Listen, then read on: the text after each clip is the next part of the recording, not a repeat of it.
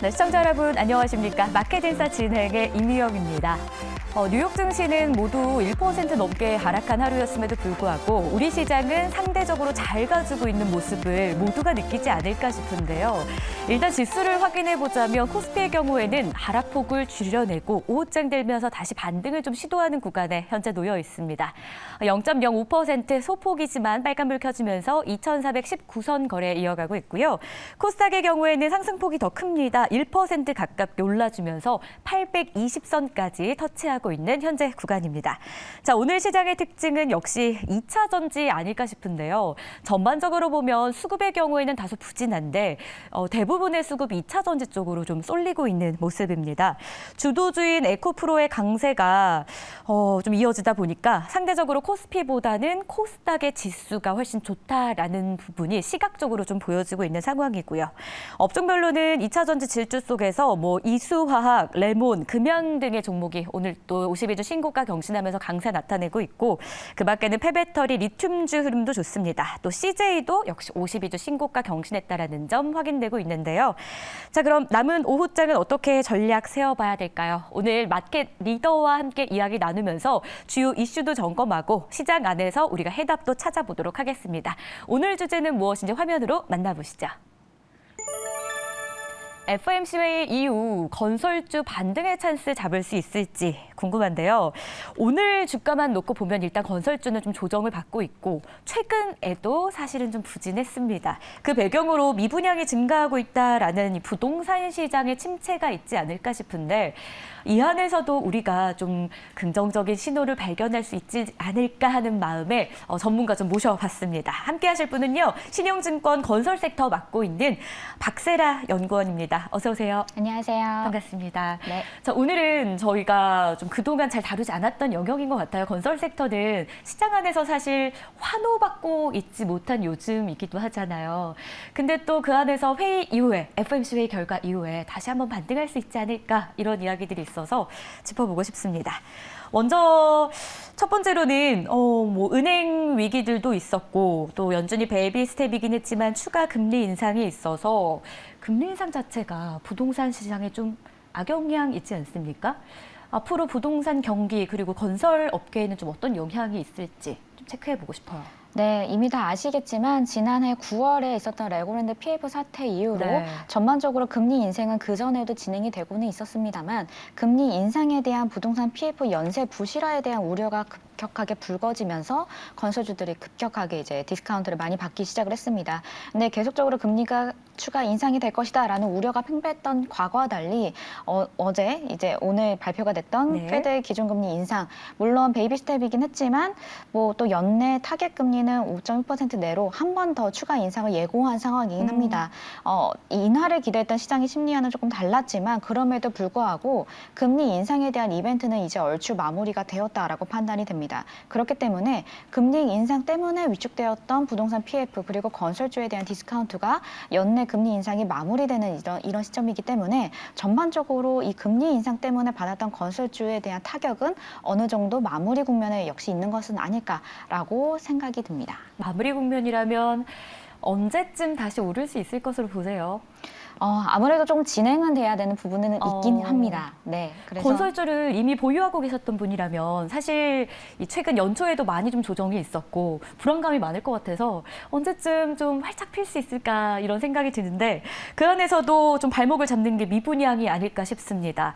우리 연구원님이 작성하신 리포트를 저희가 확인을 했어요. 20일에 발간하신 거더라고요. 기억하세요? 네.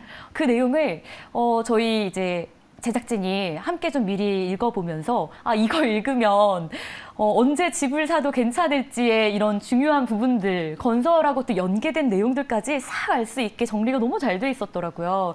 이걸 좀 녹여서 오늘 이 답변도 좀 들어보고 싶어요. 전국 미분양 주택이 10년여 만에 최대치를 기록합니다. 건설주에게 분명 악재가 될 것 같은데 시장 분위기는 좀 어떻습니까? 향후 전망이요. 네, 미분양 수치는 계속적으로 조금 늘고 있는 분위기이고요. 사실 최근에 국토부 장관님의 발언에서도 알 수 있듯이 연내 10만 원까지도 증가할 수 있다. 이렇게 좀 워닝을 주고 있는 상황입니다. 근데 이제 서울과 기타 지역에 이제 양극화가 뚜렷하게 나타나고 있는 상황이긴 한데요. 어쨌든 이렇게 미분양이 증가를 하게 되다 보면은 건설사 입장에서는 그 이 미분양이 증가하면서 전반적으로 공사 매출을 잡았지만 그 공사 미수금이 계속적으로 쌓일 수 있다는 부담감, 그리고 미분양에서 시행사한테 저희가 연대 보증을 섰다라고 한다면은 직접적인 대위 변제까지도 들어갈 수가 있기 때문에 자산 부실화에 대한 문제가 불거질 수가 있습니다. 이런 여러 가지 부분들 때문에 사실상 미분양이 최근에도 증가하고 있는 부분들은 건설주한테도 여전히 재무 상태에 대한 신뢰도의 하락으로 이어질 수 있기 때문에 전반적으로 디스카운트 요인으로 작용은 한다라고 보고 있습니다. 따라서 미분양이 아직은 조금 증가 추세에 있기 때문에 건설사들이 완전히 바닥이다라고 짚어드릴 수는 없지만 거의 근접해 가고 있다라고 볼 수 있는 시그널이다라고 보고는 있습니다. 그러면 곧 반등할 수 있겠다라는 기대감도 있는 건데 제가 자꾸 부정적인 걸 좀 여쭤보는 것 같아서 사실 다음 질문도 좀 망설여지긴 합니다만 또 이런 부분을 잘 짚고 넘어가야 될 것 같습니다. 미분양 이야기를 지금 이야기를 해주셨는데 이거 말고도 고금리라던가 원자재 가격 인상 그리고 뭐 레고랜드 이야기도 앞서 해주셨잖아요.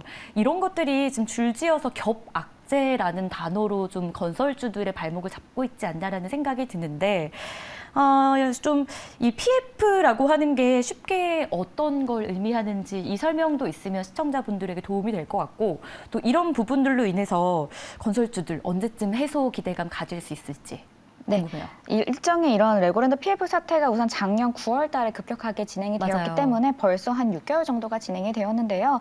간단하게 설명을 드리면 PF라고 한다는 것은 미래의 현금 흐름을 담보로 미리 대출을 땡겨서 줬다라고 보시면 될 것 같습니다. 건설사한테 이 PF는 당연히 분양 대금을 담보로 미리 땅 작업을 할 수 있게 돈도 빌려주고 약간 이런 식으로 프로젝트 파이낸싱이 일어난 것을 갖다가 저희가 PF라고 하는데요. 네. 이거에 대한 문제가 급격하게 불거졌던 게 작년 9월이었고 현재 6개월 정도가 지나간 상황입니다. 이제 전반적으로 우리가 바닥권에 근접하지 않느냐라고 시장은 선반영을 하기 때문에 기대를 하고 있는 건데 조금 더 딥하게 펀더멘털을 조금 더 따져보면은 지금 그 적체되었던 문제들이 이제 현실화가 되고 있는 시점 직전이다라는 포인트가 조금 더 맞는 말씀인 것 같습니다. 우리가 바닥이 어디인지 모를 때에는 너무나도 막연한 공포감이 생길 수 맞아요. 있는데 어느 정도 바닥에 근접해서 어느 정도 부실화가 되겠구나라는 게 느껴지는 수준이다라고 한다면 주식시장은 아무래도 선방향 기대감이 있기 때문에 조금 더 반영을 하고 싶어하는 심리가 이제 반영이 되는 건데요. 전체적으로 지금 현재 미분양 PF에 대한 손실은 아마 2023년도 3반기 그리고 3분기까지도 계속적으로 재무제표에서 현실화가 될 가능성이 상당히 높습니다. 이미 작년 9월부터 6개월 동안 이어졌고 저희가 이제 여러 가지 유동성을 계속 차환을 하면서 막아왔던 흐름들도 결국에는 6개월이 지나는 시점에서도 미분양이 해소가 되지 않고 오히려 미분양이 적재가 된다거나 혹은 입주가 이제 많이 물량이 늘어나게 되면서 입주를 취소하는 사태까지 불거진다라고 네. 한다면 어느 정도 채권 같은 경우에서 상각이 불가피한 상황까지 올 수가 있을 거거든요. 이제 그런 부분들의 전반적인 문제들이 올 이제 2분기, 3분기 내에 집중적으로 일어날 가능성이 높기 때문에 그때 우리는 우려의 현실화를 목도할 수 있겠다라고 판단을 하고 있는 겁니다. 그러면 3분기까지 우려를 현실화되는 장면을 볼 수 있다라면 4분기에는 좀 회복이 될 수 있다라고 보시는 겁니까? 네, 우선은 좀 그 시점에서는 어느 정도 바닥에 대한 우리가 논의가 좀 이뤄질 수가 네. 있고 그러면 바닥권에 대비했을 때 선별적으로 이 기업은 대응 능력이 우수한 기업이다. 아니다, 이 기업은 조금 한계 기업이다. 라는 식으로 시장에서 선별 작업이 이뤄질 것이라고 보고 있습니다. 그렇게 되면은 상대적으로 우량한 기업 같은 경우에서는 바닥권에 근접했다. 저점 매수에 대한 매력도가 높아질 수 있기 때문에 그 시점에서는 건설주에 대해서도 전반적으로 좀 선별적인 작업과 함께 차별화된 주가 흐름이 나오지 않을까 이렇게 생각이 됩니다. 좋습니다. 기업 내 옥석거리가 이제 바닥을 확인하는 3분기에 우리가 보고 나면 4분기 정도에는 이 선별적으로 기업을 뽑아낼 수 있을 것이다.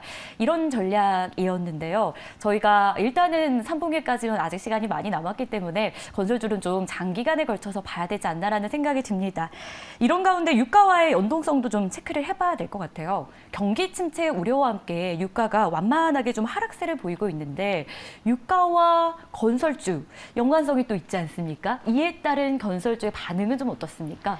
네, 만약에 국내 건설주들의 반등을 조금 더 앞당길 수 있는 재료가 있냐라고 한다면 그거는 역시나 해외 수주에서 찾아볼 수 있을 것 같습니다. 네. 근데 그 해외 수주는 역시 유가와 아무래도 연동이 되기 때문에 유가 흐름을 보시는 것이 상당히 중요한 요소 중에 하나인데요. 유가 같은 경우가 지금 계속적으로 경기 침체 우려 때문에 하락하고는 있습니다만 급격한 하락이 아닌 완만한 하락을 지금 이어가고 있고 또 재정 유가 레벨 수준이 $60 후반대를 지금 유지를 하고 있기 때문에 전반적으로 발주처들의 재정 악화를 우려할 기대할 수 있는 상황은 아니다라고 판단은 하고 있습니다. 이런 상황에서 오히려 경기 침체가 좀 나타나게 된다면 중동이나 아시아 국가들 같은 경우에서는 정부 주도의 여러 개발 정책, 인프라 정책들을 발표할 가능성이 높기 때문에 이 건설 투자 시장을 자극할 수 있어서 나쁘게만 볼 이슈는 또 아니라고 생각이 듭니다. 네. 그렇다면 원자재 가격은 하락하고 있는데 건설 공사비 지수는 또 상승을 합니다. 그 배경도 함께 체크해 주시죠. 네, 최근에 유가가 하락을 하면서 네. 전반적인 원자재 가격의 하락세, 그래서 이제 건설사들을 압박하고 있던 건자재 가격은 좀 완만하게 안정화되는 거 아니냐라는 시각들이 있었는데요. 네. 전체적으로 로우 머터리얼 가격은 빠졌지만 국내에는 여러 가지 수급 상황 때문에 건자재 가격이 그렇게 녹록지는 않습니다. 네. 또 전반적으로 임금비도 함께 올랐고 또 최근에 전기세도 같이 올랐기 때문에 우리 국내 건자재 기업들 같은 경우에서는 조금 수급이 많이 타이트한 상황이고요. 무엇보다 아무래도 경기 침체, 건설 경기 침체를 예상을 하다 보니까 증설을 하지 않는다던가 생산량을 우리가 뭐 확대로 계획을 하지 않는다던가 이런 문제들이 생기면서 사실 앞으로 단기간에는 건자재는 수급이 좀 불균형이 생기면서 오히려 건자재 가격은 상승을 압박을 할 수 있는 요인들도 좀 상반기에는 발생할 수 있을 거다라고 보고 있어서 건설 공사비 이런 부분들 그리고 지수 압박에 대한 부분들은 상반기에는 조금 이어지지 않을까 이렇게 생각이 듭니다.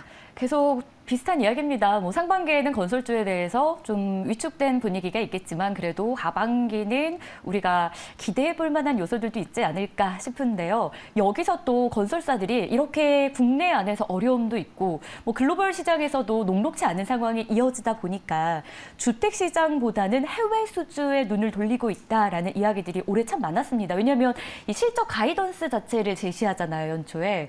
해외 수주에 되게 많이 집중했다 하더라고요. 이미 알고 있던 겁니까? 우리는 올해 주택 시장은 좀 어렵겠다라는 걸? 그렇다기보다는 네. 건설사 입장에서는 주택가 뭐 해외 이거를 시장의 상황에 따라서 완벽하게 바꿀 수 있는 그렇게 대응할 수 있는 시장은 아닙니다. 그렇게 네. 탄력적인 상황은 아니고요. 마침 그 흐름에 따라서 어디가 이제 집중을 해야 되는 회사가 있는가 하면은 또 해외만 계속 파고 있던 회사가 이 사이클에 맞게 또 올라오고 있는 상황이기도 한데요. 대표적으로 이제 삼성 엔지니어링 같은 경우가 그동안 중동 국가나 아니면 기존의 뭐 IOC, NOC들에서 고유가 때문에 상당히 많은 부를 축적을 했기 때문에 그들이 이제 캐펫을 발주를 내는 시기가 도래를 했기 때문에 또 많이 주목을 받고 있는 것 같습니다. 그래서 해외 같은 경우는 이제 삼성 엔지니어링 12조 원이라는 엄청난 수주 가이던스 제시를 했고 현대건설 같은 경우에도 별도 기준으로는 거의 10조 원의 수주 가이던스를 제시를 했는데요. 이런 부분에서 연초 벌써 작년 말만 하더라도 카타르 라스라판 석유화학 프로젝트 아니면은 최근에 또 오셨죠. SOL 같은 거 샤인 프로젝트 네. 기공식도 열렸기 때문에 이런 모든 부분들이 해외 쪽 특히 고유가 때문에 부를 축적한 발주처들이 상당히 투자 여력이 있구나라는 것들이 확인이 되고 있는 거고 그게 실제로 수주로 나오고 있는 시점이다. 이렇게 보시면 될 것 같습니다. 좋습니다. 그럼 이런 해외 수주가 뭐 기존에 일을 하고 있던 기업도 있을 거고 시기가 딱 맞아 떨어졌다라는 말씀이 좀 와닿았는데 어찌됐건 이 해외 수주가 좀 앞으로 호실적을 견인해 줄 수 있는 그런 키가 될 수 있다고 보세요? 네, 이게 저희가 신규 수주 측면에서는 상당히 많은 호재를 가지고 올 것이고 올해 많은 이 수주를 이제 책임져 줄 텐데 네. 건설사들한테는 신규 수주와 또 매출액과 영업이익은 조금 선후관 관계에 레깅이 걸립니다. 수주를 하고 나서 실제로 매출로 이어지고 이익으로 꽂히기까지는 한 2년 정도의 시간은 조금 네. 걸린다라고 보셔야 되기 때문에 지금은 신규 수주를 많이 확보하는 것으로 모멘텀, 주가 상승 모멘텀으로 보시는 게 맞을 것 같고요. 실적에서의 기대 효과를 보시려면은 우선 올해는 약간의 미스매치 구간이 생깁니다. 먼저 국내 주택 부분의 매출 비중이 좀 높은 상황이기 때문에 건설사들 대부분 그래서 올해는 국내 이제 건설 건자재 원자재 가격 때문이라든지 이런 부분들 때문에 약간 이익 부분에서는 조금 압박을 올해는 견뎌야 될 것 같고요. 그 이후에 올해 해외 수주를 잘한다면은 내년부터는 본격적으로 해외 수주 부분에서의 매출 실적의 증가 부분을 저희들이 좀 확인할 수 있지 않을까 이렇게 생각이 듭니다. 그렇다면 주가의 흐름도 좀 궁금합니다. 일단 하반기 그리고 내년부터 본격적인 실적의 강세를 예상해 볼 수 있겠다라고 정리를 해주셨는데 주가의 흐름도 같이 따라갈 수 있을지 궁금해요. 사실 여러 가지 이슈들로 인해서 건설주 자체가 반등은 좀 어렵겠다라는 이야기들이 뉴스 안에서도 굉장히 많더라고요. 그런 상황에서 주가 앞으로 어떨 것으로 보시는지 이걸 좀 반전시킬 만한 한 방은 없는 것인지 어떤 예상 있나요?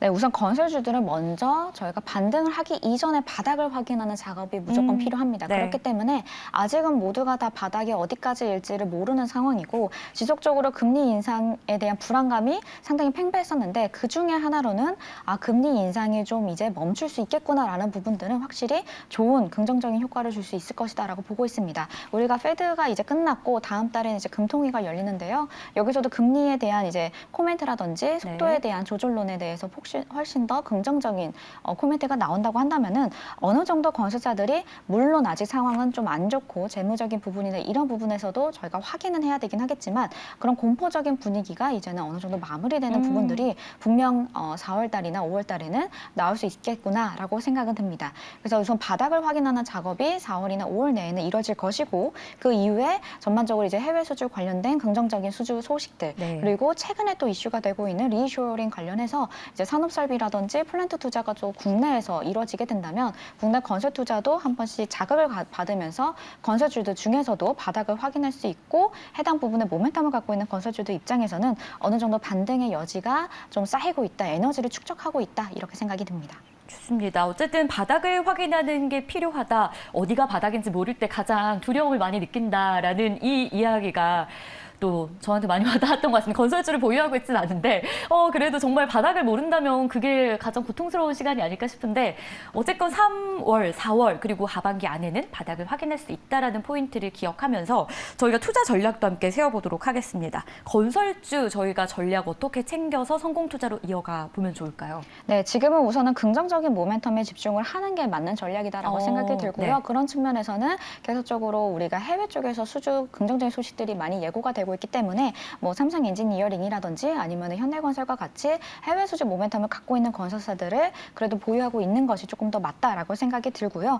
여기서 플러스로 조금 최근에 이제 바닥을 다지고 있다. 그러면 우리가 어느 정도 바닥에 근접한 건설사들은 일부 보유를 하면서 지금부터 조금씩 간을 보면서 비중을 조금씩 늘려나가는 건 어떨까라는 판단에서는 주택 위주 업체인 GS건설이라던가 DLENC 역시도 조금은 포트 내에서 관심 종목으로 올려두시기에는 좋은 전략이지 않을까라고 생각이 듭니다. 조금씩 비중을 확보하는 전략 지금부터 저희가 접근해도 괜찮겠다. 네.